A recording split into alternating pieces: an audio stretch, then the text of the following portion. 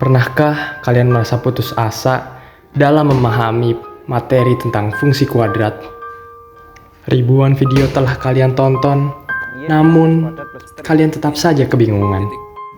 Nilai ujian yang kian tidak membaik, rasanya itu seperti hidup tidaklah bernilai lagi. Namun, jangan menyerah. Dengan menggunakan kitab kuadrat, kalian dapat langsung memahami misteri dari fungsi kuadrat. Kalian langsung mendapat nilai 100 dalam setiap ujian. Dengan kitab ini, kalian dapat memahami seluk-beluk fungsi kuadrat dan dapat mengerjakan soal-soal dengan mudah. Oleh karena itu, gunakan kitab kuadrat.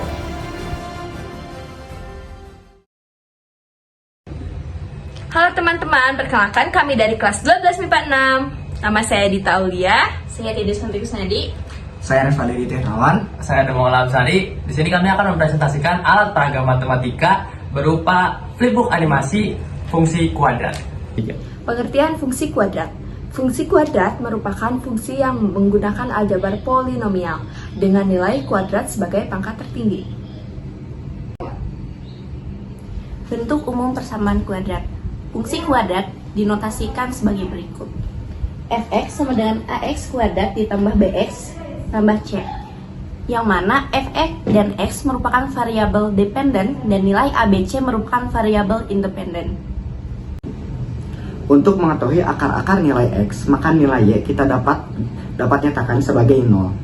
Sehingga bentuk umum persamaan kuadrat adalah ax kuadrat ditambah bx tambah c sama dengan 0. Untuk cara penyelesaiannya ada 3, yaitu yang pertama kuadrat sempurna, yang kedua pemfaktoran, yang ketiga dan terakhir formula kuadratik. Nah, di sini kita mempunyai rumus x1 dan x2 sama dengan min b plus minus akar b kuadrat kurang 4ac dibagi 2a. Selain itu, terdapat beberapa rumus untuk menemukan nilai-nilai tertentu. Yang pertama adalah menentukan penjumlahan akar-akar. Daripada kita mencari akar-akar dan menjumlahkannya satu-satu, kita dapat menemukan penjumlahan akar-akar dengan satu rumus, yaitu dengan x1 ditambah x2 sama dengan min b per a. Berikutnya, selisih akar-akar. Cara menentukannya adalah x1 dikurangi x2 sama dengan akar d dibagi a, dengan d adalah b kuadrat dikurangi 4ac, dengan syarat x1 harus lebih dari x2. Lalu berikutnya adalah perkalian akar-akar. Untuk menentukan perkalian akar-akar adalah x1 dikali x2 sama dengan c dibagi a. Lalu yang keempat, sumbu simetri. Cara menentukan sumbu simetri adalah dengan menentukan nilai x yang membagi fungsi menjadi dua bagian yang simetris, yaitu dengan x tengah sama dengan min b dibagi 2a. Rumus ini didapatkan dari rumus yang pertama, yaitu penjumlahan dari dua akar-akar yang dibagi menjadi dua. Lalu yang terakhir, titik puncak. Untuk menentukan titik puncak adalah dengan menemukan nilai y maksimum dari fungsi tersebut, yaitu dengan y max sama dengan min d dibagi 4a, dengan d sama dengan b kuadrat dikurangi 4ac.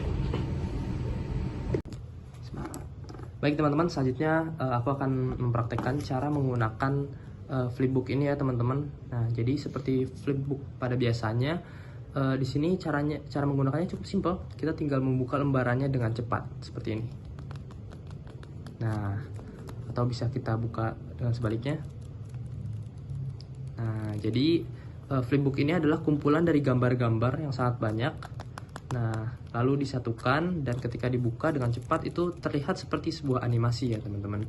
Nah, jadi di sini kita membuat 3 flipbook teman-teman dengan gambar yang berbeda. Nah, jadi tujuan dari flipbook ini adalah untuk mengetahui pengaruh nilai-nilai variabel independen pada fungsi kuadrat. Nah, jadi kita tahu sebelumnya bahwa variabel independen itu ada 3 teman-teman. Jadi yang pertama itu variabel independen yang a. Nah, di sini kita memiliki flipbook untuk perubahan variabel independen yang a. Lalu flipbook variabel independen yang b, dan yang terakhir variabel independen yang c. Nah, kita kembali lagi ke variabel independen yang a. Nah, di sini terlihat bahwa grafiknya itu bergerak dari atas lalu melengkung dari atas lalu melengkung ke bawah ya teman-teman.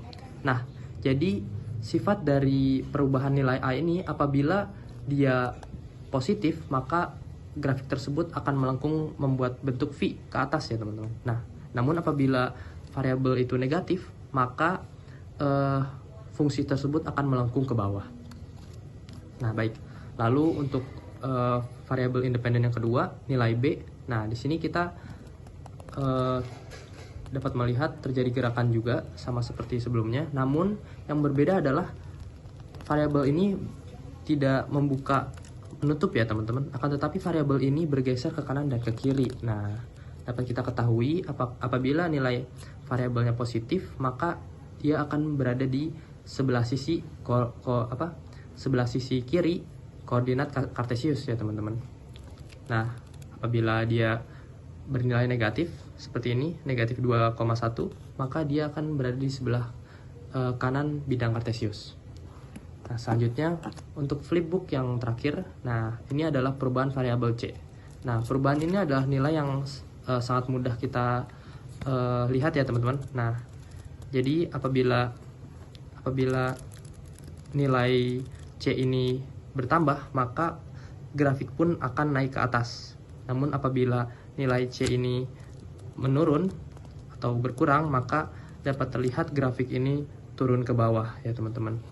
Nah, selain itu kita juga dapat mengetahui bahwa nilai C adalah nilai titik potong grafik tersebut pada sumbu Y. Seperti contoh di sini, apabila nilai C-nya adalah 0 ya teman-teman. Nah, di sini nilai C-nya adalah 0. Nah, maka kita dapat melihat titik potong pada sumbu Y-nya adalah di nilai 0.